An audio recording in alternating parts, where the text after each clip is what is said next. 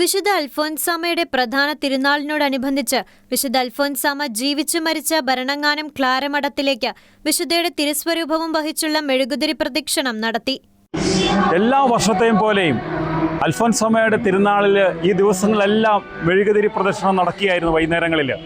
എന്നാൽ തിരുനാളിൻ്റെ 28-ാം തീയതി നടക്കുന്ന തിരുനാളിൻ്റെ തലേ ദിവസം ഭക്തിസാന്ദ്രമായ ഒരു ജപമാല നടക്കുന്നത് അൽഫോൻസാമ ജീവിച്ച് താമസിച്ച് തൻ്റെ ജീവിതം മുഴുവൻ ഈ ഭൂമിയിൽ തീർത്ത് തമ്പുരാൻ്റെ സന്നിധിയിലേക്ക് പോയ ആ നിമിഷം വരെയുള്ള ആ മഠത്തിലേക്കാണ് അവർ യാത്രയാകുന്നത്. ഈ ജപമാല പ്രദർശനം ഈ എടവ പള്ളിയിൽ നിന്നും പെർളങ്ങാനത്തു നിന്ന് ആരംഭിച്ച് അൽഫോൻസാമ എല്ലാ ദിവസവും വിശുദ്ധ കുർബാനയ്ക്ക് കടന്നു വരാറുള്ള ആ വഴിത്താരകളിലൂടെ ജപമാല കടന്നുപോയി ആ മഠത്തിലേക്ക് ചെന്നെത്തുകയാണ്. അതും പരിശുദ്ധ അമ്മയുടെ കൂടെ സഞ്ചരിച്ചുകൊണ്ട് ഭക്തജനങ്ങളെല്ലാവരും മലേഷ്യ പുണ്യവതിയെ കാണുവാനായി പരിശുദ്ധ അമ്മ പോയതുപോലെ അൽഫോൻസാമയെ കാണുവാനായി പരിശുദ്ധ അമ്മയുടെ കൂടെ വിശ്വാസികൾ കടന്നു ചെല്ലുന്നു ആ മഠത്തിലേക്ക്. എല്ലാ വർഷവും നൽകുന്ന ആ നിമിഷങ്ങളിൽ കുഞ്ഞുങ്ങളുണ്ട്, രോഗികളുണ്ട്, സൗഖ്യം പ്രാപിച്ചവരുണ്ട്, ആബാലവൃദ്ധം ജനങ്ങളുണ്ട്.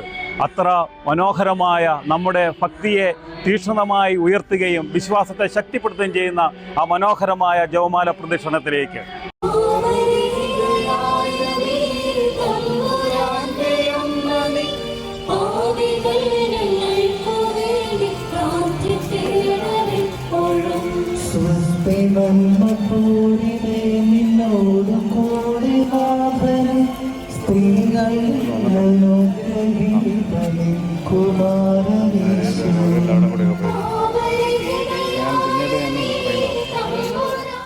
സഹനത്തിന് ജീവിതത്തെ വളർത്താൻ കഴിയുമെന്ന രഹസ്യം തിരിച്ചറിഞ്ഞ് ധീരതയോടെയും സന്തോഷത്തോടെയും ഈശോയോട് ചേർന്ന് നിന്ന് സഹനത്തെ സ്വീകരിച്ചതിനാലാണ് അൽഫോൻസാമ ലോകത്തിന് മുഴുവൻ പാഠപുസ്തകമായി നിലകൊള്ളുന്നതെന്ന് Changanassery archbishop Mar Thomas Tharayil പറഞ്ഞു.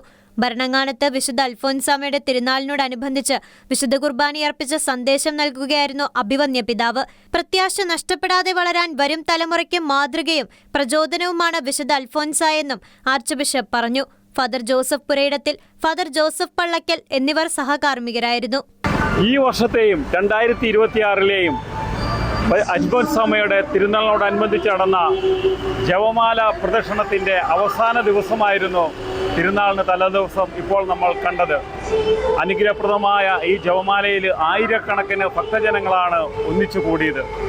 അനേകം കൈക്കുഞ്ഞുങ്ങളെ വഹിച്ചുകൊണ്ടും ആബാലവൃദ്ധ ജനങ്ങളും കടന്നു വന്നുകൊണ്ട് പരിശുദ്ധ അമ്മയുടെ പ്രാർത്ഥനകൾ ചൊല്ലിക്കൊണ്ട്, നന്മ നിറഞ്ഞ മറിയുമ്പം ചൊല്ലിക്കൊണ്ട് അൽഫോൻസാമയുടെ തിരുശേഷിപ്പും തിരുസ്വരൂപം വഹിച്ചുകൊണ്ട് അവൾ വസിച്ച മഠത്തിലേക്ക് കയറി ചെന്നപ്പോൾ വീണ്ടും അൽഫോൻസാമയുടെ കൂടെ നടന്ന ഒരു അനുഭവം, ആ വലിയ അനുഗ്രഹമാണ് ഇവിടുത്തെ പെർളങ്ങാനത്ത് വന്ന എല്ലാ ഭക്തജനങ്ങൾക്കും ലഭിച്ചത്.